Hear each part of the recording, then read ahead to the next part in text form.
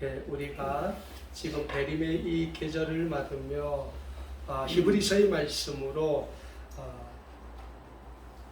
이 세상의 온 인류의 구원의 주님으로 오실 예수 그리스도는 어떤 분이신가에 대해서 말씀의 은혜를 받고 있습니다.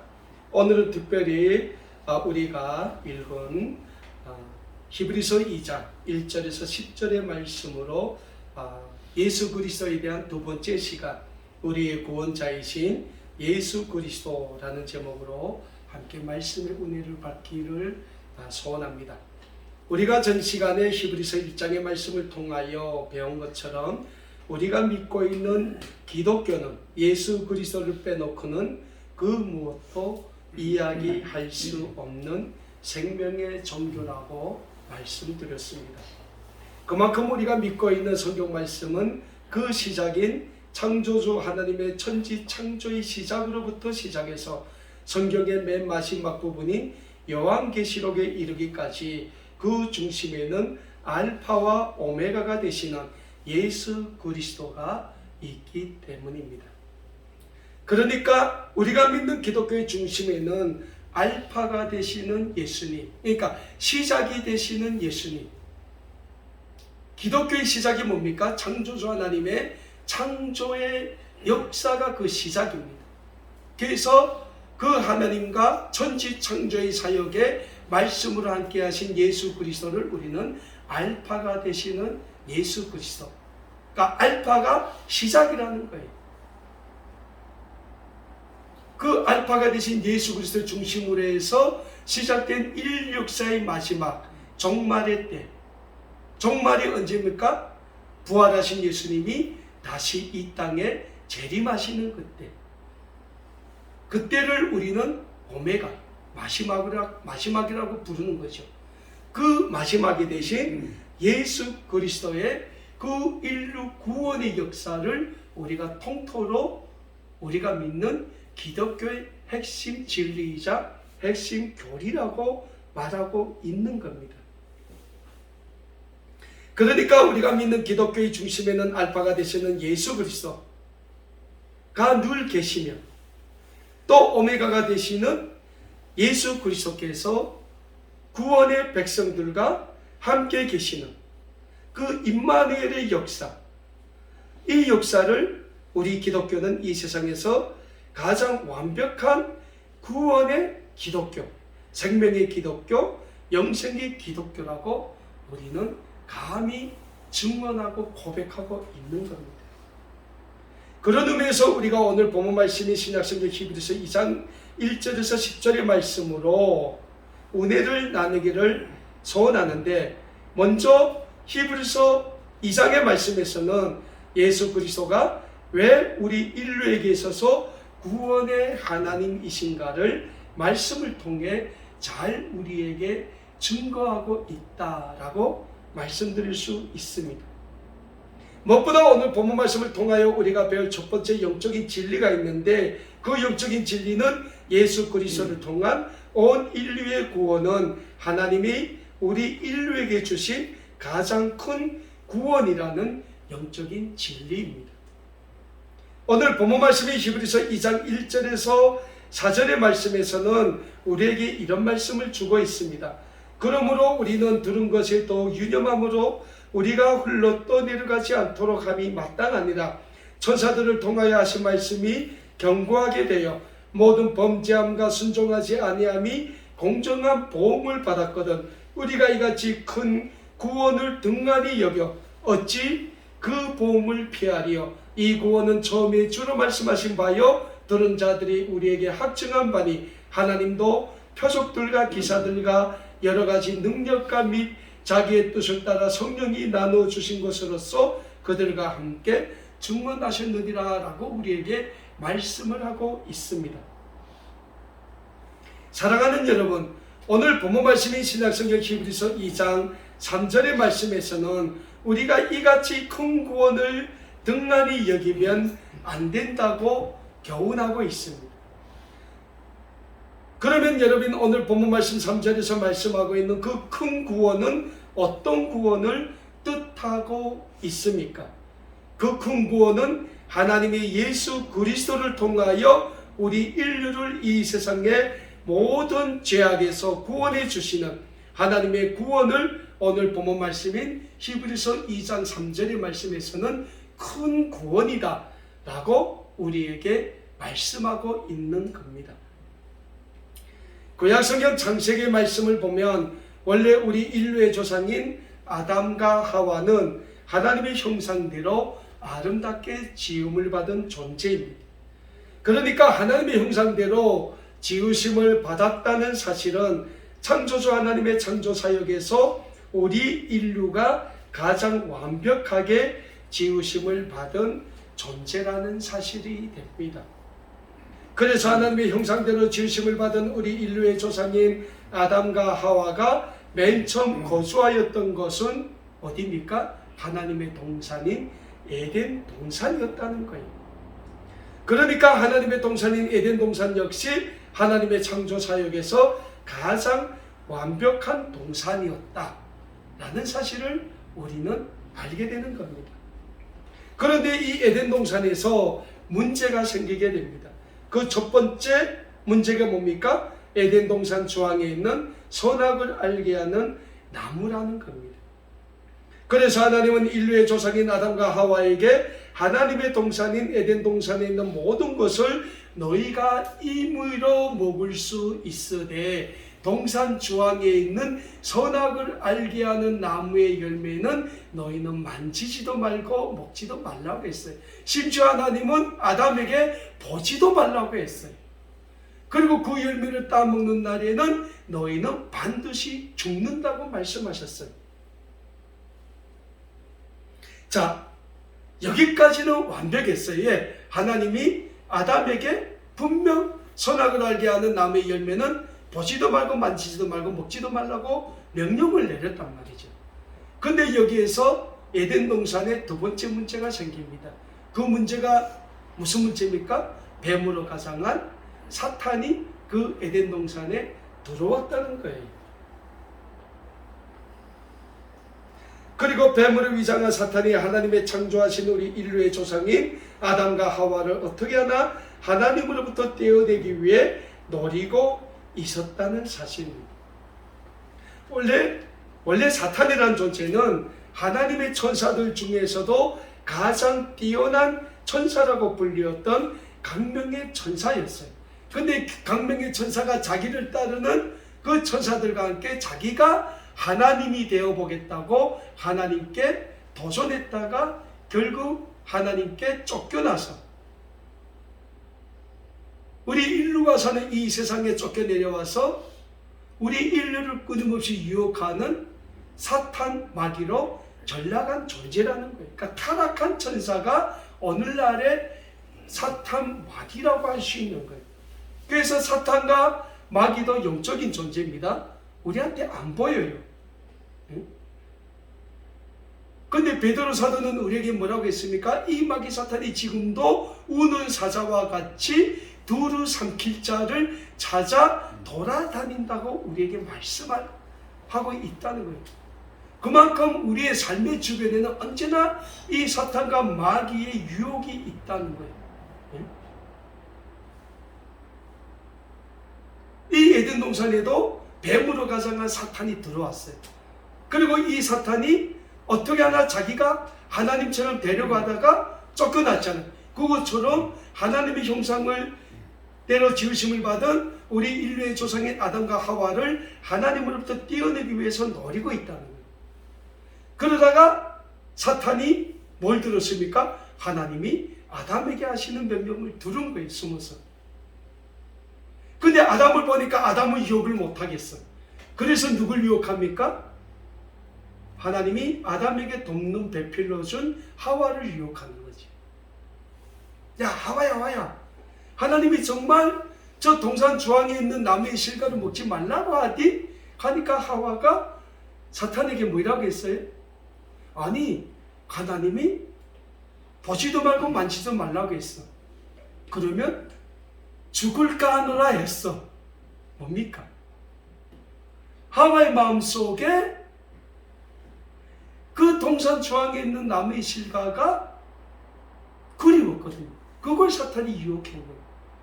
그러니까 사탄이 하와에게 뭐라니까, 아니야, 안 죽어. 그걸 먹으면 네가 눈이 밝아져서 하나님같이 된다는 걸 하나님이 알기 때문에 하나님이 너한테 먹지 말라고 한 거예요. 그 마귀의 유혹에 넘어간 하와가 에덴 동산 중앙에 있는 선악을 알게 하는 나무의 열매를 보니까 정말 먹음직도 하고 그랬다는 거예요. 그래서 하와가 거리낌 없이 그 열매를 따먹고 하나님이 자기의 주신 남편에게도 주었다는 거예요. 자, 결국 뭡니까? 세 번째 문제가 인간의 욕심이라는 거예요. 인간의 욕심. 하나님의 피조물임에도 불구하고 하나님같이 되겠다는 인간의 욕심이 결국은 하나님 앞에 불순종이라는 죄악을 가져오게 되었다는 거예요. 구약성경 창세기 3장 6절을 보면 이런 말씀이 기록되어 있습니다. 여자가 그 나무를 본즉 먹음직도 하고 보암직도 하고 지혜롭게 할 만큼 탐스럽기도 한 나무인지라. 여자가 그 열매를 따먹고 자기와 함께 있는 남편에게도 주매 그도 먹은지라. 그 전에는 보지 않던 그 동산 중앙에 있는 그 선악을 알게 하는 나무의 열매를 사탄의 유혹에 넘어가 하와가 보니까 뭐라고 합니까? 먹음직도 하고 보암직도 하고 지혜롭게 할 만큼 탐스럽기도 했다. 여기 뭡니까? 지혜가 들어갔어요. 지혜가 뭡니까? 그 열매를 보니까 나도 하나님처럼 될 것 같다는 거예요. 많은 사람들이 에덴 동산의 이 이야기를 듣고 이런 말을 합니다. 사람이 그럴 수도 있지 뭐. 그런데 하나님은 너무하신 것 같아요. 왜? 하나님이 자기 형상대로 사람을 만들고 결국 하나님이 죄짓게 했다는 거예요. 여러분 맞는 말입니까? 하나님이 죄짓게 했어요? 아니라는 거예요. 사탄의 유혹에 빠진 인간의 욕심이 부추긴 결과라는 거예요.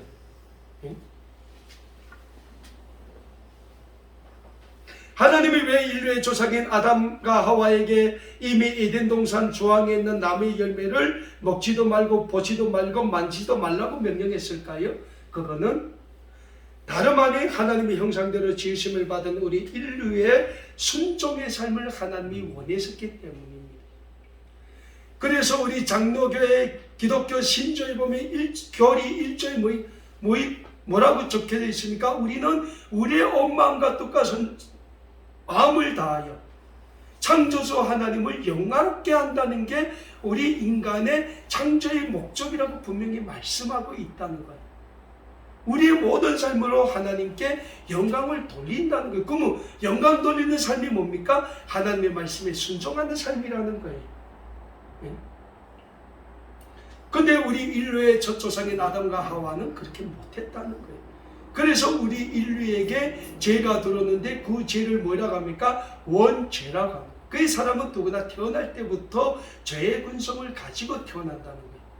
자, 역시 부모가 자식한테 욕심을 배워줘서 자식이 욕심이 생깁니까? 아니잖아요. 생겨나면서 태어나면서 자라면서 욕심이 자의적으로 생긴다는 거예요. 왜? 우리의 삶의 원죄라는 죄가 있기 때문이라는 거죠.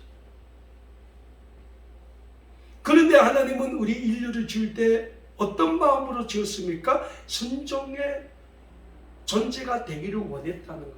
예를 들면 이런 겁니다. 우리 부모님들은 아기가 태어나요. 그러면 그 아기가 어느 정도 성장하여 성인이 되어 자기 의지대로 자신의 삶을 개척해 나갈 때까지는 부모의 말을 잘 듣고 부모의 가르침에 순종하며 성장하기를 바라는 게 부모의 마음이라는 거예요. 하나님도 똑같아요. 우리 구원의 백성들이 하나님의 말씀에 늘 순종하여 우리의 온 마음과 뜻과 정성을 다하여 그 구원의 하나님의 영광을 위해서 살아가기를 원한다는 거예요. 하나님이 우리한테서 바라는 게 다른 게 없습니다. 우리의 삶이 하나님의 구원의 영광을 위해 순종하는 순종의 삶으로 하나님께 두려워지기를 하나님은 오늘도 간절히 원한다는 거예요. 그런데 우리 인류는 어떻습니까? 그렇게 못 산다는 거예요. 왜? 우리 인류는 끊임없이 우리의 삶에서 우리 인류의 이 내적 마음에서도 우러나오는 욕망과 끊임없이 하나님의 그 말씀과 부딪히기 때문에 그러다 결국은 우리가 어디에 갑니까? 하나님의 말씀으로 가야 되는데 우리는 이 세상으로 가는 거예요. 왜? 하나님의 말씀을 들어보니까 나한테 손해되는 거예요. 교회 나가면 11조 하라지. 근데 내 이 100만 원을 어떻게 벌었는데 여기서 내가 10만 원에 11조 하냐고. 이 마음이 끊임없이 부딪히는 거예요. 그러다 결국은 뭡니까? 세상으로 가는 거예요. 에이, 만원 아시면 하나님이 아실까? 아신다는 거예요. 근데 우리는 애써 우리를 하나님 앞에서 감추기를 원한다는 거예요. 왜? 에덴 동산에서 하나님 앞에 범죄한 아담과 하와가 하나님을 피해서 어디 숨었어요? 숲속에 숨었어요. 왜? 하나님이 그러면 우리를 알아 못 볼까 해서. 천만의 말씀이에요. 하나님은 그래도 우리를 알아보신다는 거예요. 근데 그렇게 범죄한 우리 인류를 하나님은 내버려 두셨을까요? 아니라는 거예요.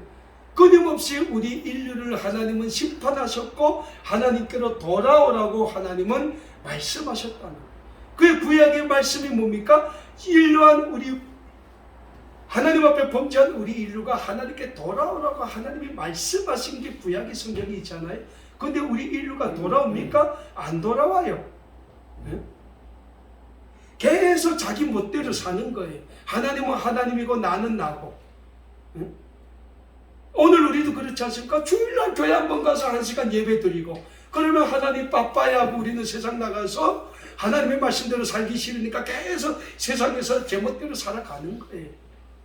근데 그 결과는 뭡니까? 성경에 분명히 말씀하고 있어요. 그 결과는 심판이라는 거예요.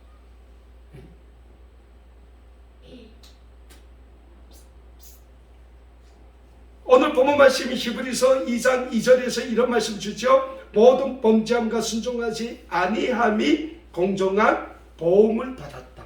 하나님께 순종하지 않는 우리 인류가 결국 하나님 앞에서 공정한 보응을 받았는데 그 보응이 뭡니까? 하나님의 심판이라는 거예요. 범죄한 아담과 하와에게 하나님이 뭐라고 말씀하셨어요? 너희는 흙으로 왔으니 흙으로 돌아갈지라. 응? 그러니까 너희는 반드시 죽는다는 거예요.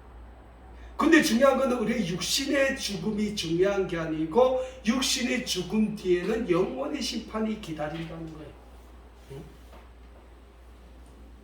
그래서 하나님은 범죄한 우리 인류를 이 세상의 모든 죄악으로부터 구원하시기 위해 하나밖에 없는 외아들이신 예수 그리스도를 이 세상에 구원의 주님으로 보내주시게 된다는 거예요. 그리고 이제 12월 25일이면 우리 온 인류의 구원의 주님으로 이 세상에 오실 그 예수님의 탄생을 기다리는 이 절기가 대림의 절. 대림의 절기가 뭡니까? 우리가 온 마음과 뜻과 정성을 다하여 기다린다는 거예요. 응? 정말 온 마음과 뜻과 정성을 다하여 기다린다는 거예요. 근데 우리는 온 마음과 뜻과 정성을 다하여 기다립니까? 안 그렇다는 거예요. 그냥 성탄절이 오면 성탄절이네. 또 지나면 지났네. 하나님은 그러지 말라는 거예요. 정말 온 마음과 뜻과 정성을 다하여 그 구원의 주님이신 예수님을 너희가 기다리라는 거예요.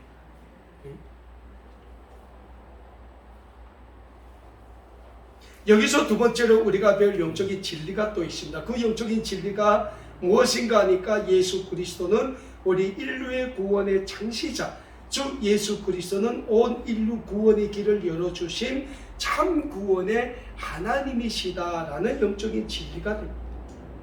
오늘 본문 말씀이 히브리서 2장 5절에서 8절 전반까지의 말씀입니다. 하나님이 우리가 말하는 바 장차 올 세상을 천사들에게 복종하게 하심이 아니니라. 그러나 누구인가가 어디에서 중문하여 이르되 사람이 무엇이기에, 여기서부터 잘 들어보십시오. 사람이 무엇이기에 주께서 그를 생각하시며 인자가 무엇이기에 주께서 그를 돌보시나이까. 그를 잠시 동안 천사보다 못하게 하시며 영광과 존귀로 간을 씌우시며 만물을 그 발 아래에 복종하게 하셨느니라 하였으니 만물로 그에게 복종하게 하셨은 주라고 말씀하고 있어요. 주께서 그를 돌보셨다고 해요. 잠시 동안 천사보다 못하게 하셨다고 해요. 무슨 말씀입니까? 예수님이 이 세상에 2000년 전에 오셨어요. 근데 그 하나님이신 예수님이 죄인된 인간의 몸을 입고 이 세상에 오셨다는 거예요. 그러니까 잠시 천사보다 예수님이 못한 우리 인간의 몸을 입고 이 세상에 오셨다는 거예요. 그것도 어떻게 오셨습니까? 저 이스라엘의 베들레헴이라는 작은 시골 농촌 마을에, 그것도 그 말 키우는 말 구육함에서 예수님이 동정녀 마리아의 몸에서 태어나시지 않습니까? 유대인들은 그래서 그리스도의 탄생을 안 믿는 거예요. 왜? 그 유대인들이, 이스라엘 사람들이 믿는 메시아는 정말 다윗처럼 뭐 백마를 타고 뭐 천만 천군을 이끌고 이 세상에 오는 정말 구원의 왕으로 믿는 거예요. 오늘도. 그래서 유대인들은 오늘도 그리스도의 탄생을 안 믿어요. 근데 예수님은 어떻게 오셨어요? 그 이스라엘의 베들레헴이라는 그 작은 농촌 마을, 말 키우는 그 말 구육함에 거기서 태어났다는 거예요. 정말 낮아질 대로 낮은 모습으로 태어났다는 거예요. 우리 여기 지금 예배드리는 분 중에서 말 구육함에서 태어난 분이 누구 있습니까? 아무도 없어요. 우리는 적어도 집에서 뭐 산후조리원 이런 데서 그래도 태어나지. 에? 우리가 돼지 키우는 돼지 있고 우리서 태어난 사람 어디 있습니까? 아무도 없다는 거예요. 누구? 김동현 성도님? 거짓말하지 마세요. 근데 예수님은 그 작은 농촌 마을에 말 키우는 말 구육함. 왜? 그때 유대의 왕이 모든 유대의 사람들은 와서 호적등본하라고 한 거예요. 그 호적등본하러 가다 나니까 그 동정녀 마리아가 배가 불렀잖아요. 근데 그 베들레헴이라는 동네에 여관도 없는 거예요. 여관이 하나인데 자리도 없는 거예요. 그래서 어디서 예수님을 태어날 수밖에 없습니까? 그 말을 키우는 말 구육함에서 예수님을 받았다는 거예요. 그러니까 이 유대인들 보기에는 그 예수님이 유대인들을 로마의 압제에서 구원할 구원의 주님으로 보이겠습니까? 안 보인다는 거예요. 근데 히브리서 말씀은 뭐랍니까? 잠시 동안 천사보다 못하게 하셨지만은 영광의 간을 그에게 씌우셨다고 말씀하는 거예요. 영광의 간, 왕의 간을 그 예수님에게 씌우셨다는 거예요. 어디서요? 예수님의 십자가의 죽음이라는 거예요. 빌라도가 예수님을 십자가에 못 박을 때 예수님의 십자가 의라고 뭐라고 써 붙였습니까? 유대인의 왕이라는 그 표말을 써서 붙였다는 거예요. 왜? 빌라도 보기에는 왕이 맞는 거예요.